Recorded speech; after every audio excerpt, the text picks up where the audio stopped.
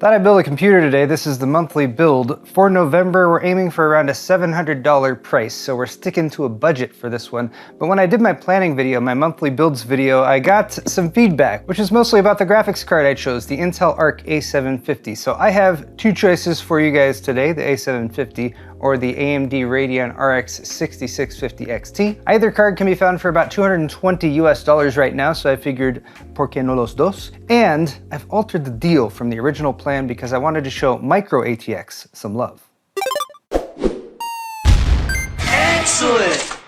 Today's video is brought to you by Lexar's Thor OC DDR5 memory kits, powering the latest generation of desktop gaming and workstation PCs. Available in speeds up to 6,000 megatransfers per second with CL32 timings, and equipped with both XMP 3.0 and Expo support for Intel or AMD platforms, Lexar Thor OC DDR5 memory provides stability, reliability, and efficiency in a classy and elegant low-profile design. For more on Lexar's Thor OC DDR5 memory kits, click the sponsor link in the video description. So let's get right into it with the parts I'm building with today. As usual, I have these listed in the video description, and as usual, most of the parts I'm using are the ones I've recommended in the description for anyone who's building this $700-ish PC. But I do have a couple that I've swapped in, like the power supply and the memory most notably, mainly because I needed to work with parts I already had on hand with some of these, and they're parts that shouldn't really affect performance. For the memory though, since we're here, might as well start. I have a 32 gig kit, so I recommend a 32 gig kit of DDR4 3600 or 3200 speed memory, and for that purpose I looked around, and like one of the only kits I have that kind of meets those criteria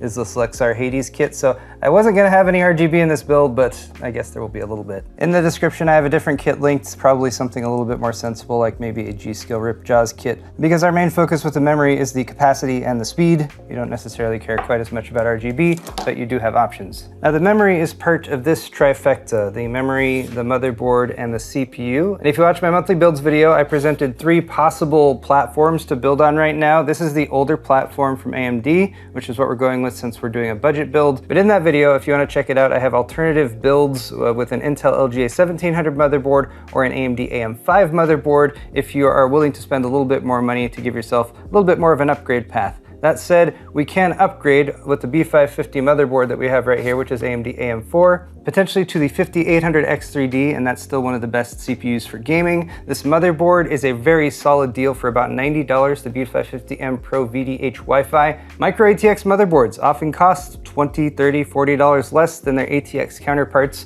They are 20-30% smaller, so it does make sense that they cost a little bit less, but they still have more expandability than mini ITX. And this particular motherboard from MSI is one of the best reviewed ones, and it also includes Wi-Fi, which is nice. We're pairing that with the Ryzen 5 5600X 6-core 12-thread processor from AMD. I actually don't have my 5600 anymore, which is why I went with the 5600S. This is currently selling for maybe 20 bucks more than the 5600, so if you're really on a budget, you can get most of the performance with the 5600 and save yourself $20 or $25. But that does it for the core components. The components on the right side here, the SSD, the power supply, and the case, you should be able to get all three of these for about $150, possibly pushing up to $200 if you go for slightly upgraded options, like for instance 2 terabyte NVMe SSDs, even faster ones like this FA100 from Acer, you can find for $70 or $80 right now. If you go for a 1 terabyte one, you can get that for 35 or 40 bucks. Again, saving you a little bit of money, but you'll run out of space a little bit faster. I've been wanting to try this case out for a while. It's actually a case from ASUS, the Prime Case EP201,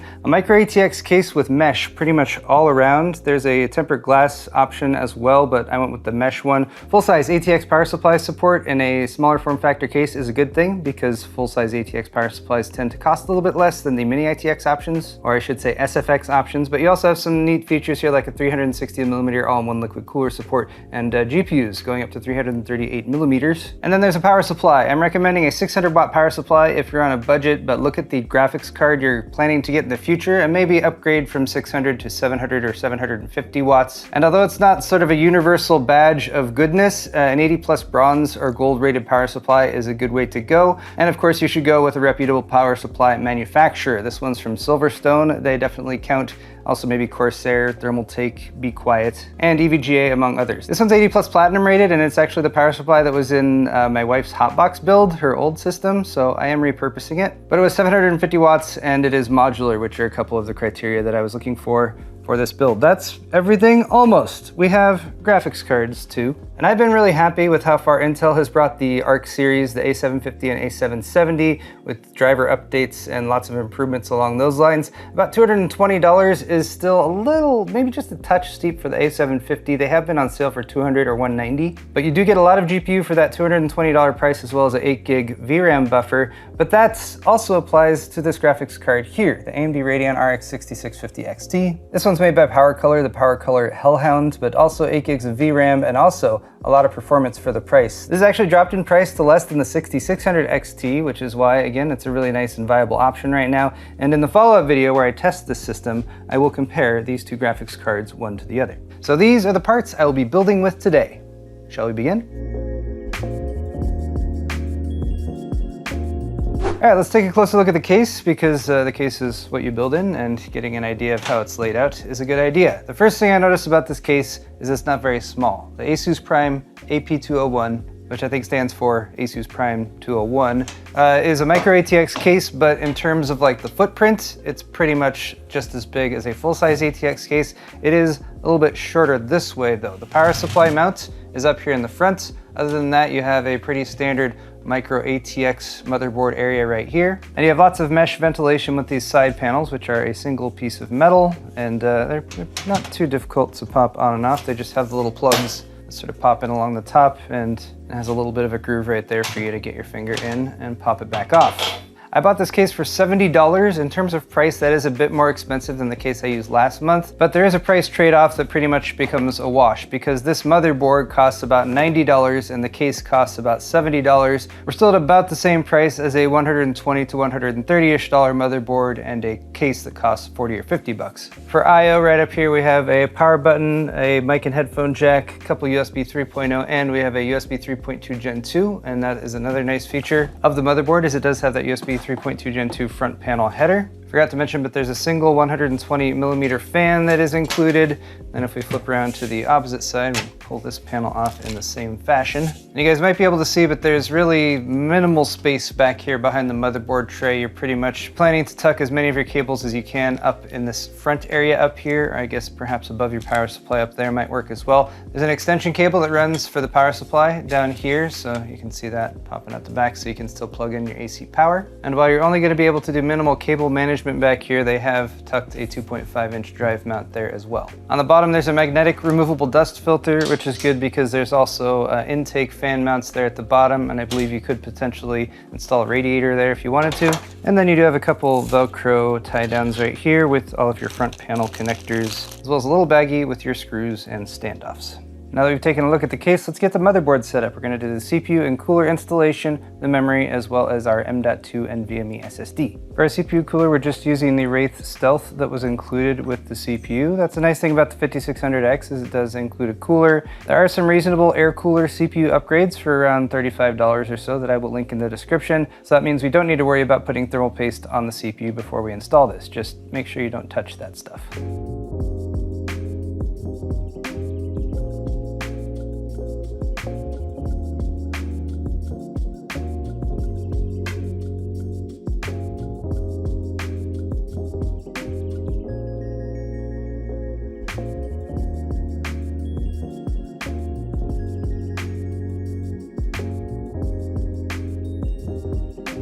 All right, so we got our I/O shield popped in. That's definitely one of the things that stands out with this motherboard as being a budget board. That is absolutely a budget I/O shield, and one of the ones that you can cut yourself on, so be careful with that.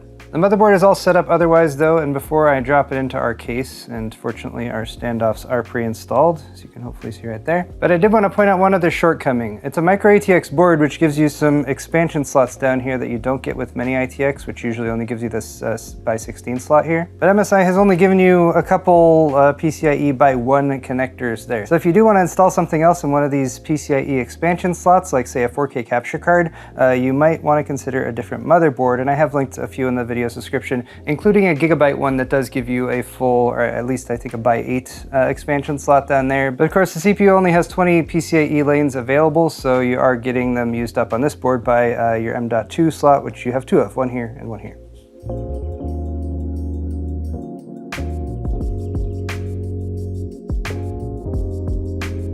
Next, we're gonna install the power supply. To do that, we pull the front of the case and this whole panel pops right off. More mesh. Then we have 2 screws that hold the cage in.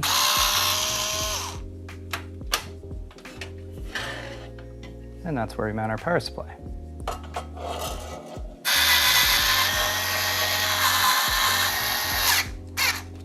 Here's a tough call. I have these custom sleeved cables that were made specifically for this power supply. They're replacements, not extensions, made by Insourced Customs, and they worked for a while. They're kind of dusty. The system was in use for a bit before it was decommissioned, but that was like an orange-themed water-cooled build. These don't really match necessarily with this build here, although it is a mesh side panel case, so it's not like they're going to be that visible. But I can't use all of them. I could use the CPU and the main motherboard 24-pin. I can't really use the PCIe ones because I need a 8-pin and a 6-pin, and these are both wired up for just to be the full solid block of 8. I guess I could use this for the 6650 XT because it just has a single 8-pin, but the ARC A750 has an 8 and a 6. Okay, after giving it some thought, since I can't use all these, I'm just gonna go with the stock cables that came with this power supply because they are this flat black ribbon style, so they should be fairly easy to cable manage and tuck away. But let me know in the comments, you guys. I am going to be doing a follow-up video testing this system, so if you really want to see these installed, let me know. Maybe I'll pop them in.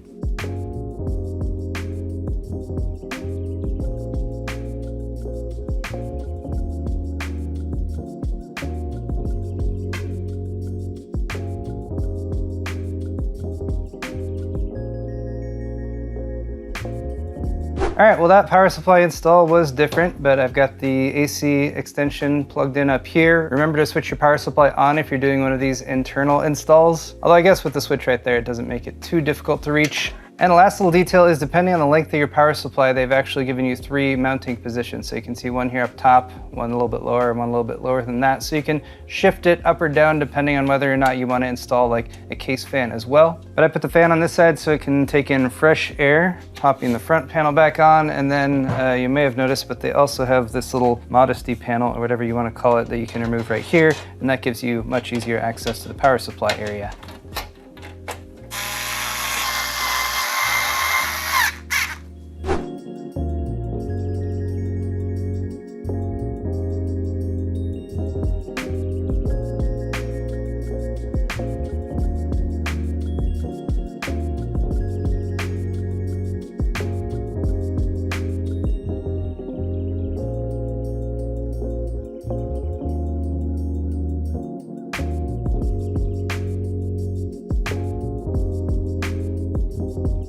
The final steps for this build were the cable management, of course, and there is a little bit of space behind that rear panel to tuck some cables away, and there are a fair amount of tie down points as well. They're just a little small, so you gotta poke the zip ties through there and get them wrapped around if you actually want to cinch things down. After double checking all the power connectors and the front panel cables, the final step was installing the graphics card, and of course I have 2 graphics cards to install. We've got the Intel Arc A750 and we've got the AMD Radeon RX 6650 XT. For these final shots of the system, I had the Intel Arc A750 installed. It is a nice looking card. This is the Intel limited edition version that does have the Intel Arc logo on the side, which lights up. And even though this is a budget build and I was somewhat grateful that there wasn't a lot of RGB to connect, just having a little bit of lighting in there with the memory and the Intel Arc logo on the graphics card, I think sets things off. And the other thing I noticed was that even though we have sort of a solid side panel here, it is mesh. Because we are dealing with mesh, the lights still shine through and you can still see them, and it gives it kind of a nice subtle look overall. I don't know. Let me know what you guys think about it in the comments down below. But there are some questions still to answer for this build. For example, I've got 2 graphics cards. Which one's gonna give us better performance? So if you enjoyed this video and you want to catch the follow-up where I'll be testing both of these cards against each other in this system, then definitely hit that subscribe button so you can find out when that video goes live. And also for anyone who's just getting into PC building, I've done sort of a walkthrough for this build today, but if you want a step-by-step guide that includes details on CPU installation and other parts that might be a little finicky, check out my How to Build a PC playlist where I have a new series that was just published a couple months ago for 2023. Before I go, if you're wondering why I suddenly have a beard, it is a reminder to me and hopefully a reminder to you guys that we have an Extra Life charity live stream coming up on December 9th. So mark your calendars. We'll be streaming for about 8 hours raising money for Children's Miracle Network hospitals via Extra Life. Thank you guys so much again for watching this video. Links to all the parts I used today are down in the video description. Stay tuned for the follow-up where I'll be testing the graphics cards. Hit the thumbs up button on your way out if you enjoyed the video, and we'll see you all in the next one.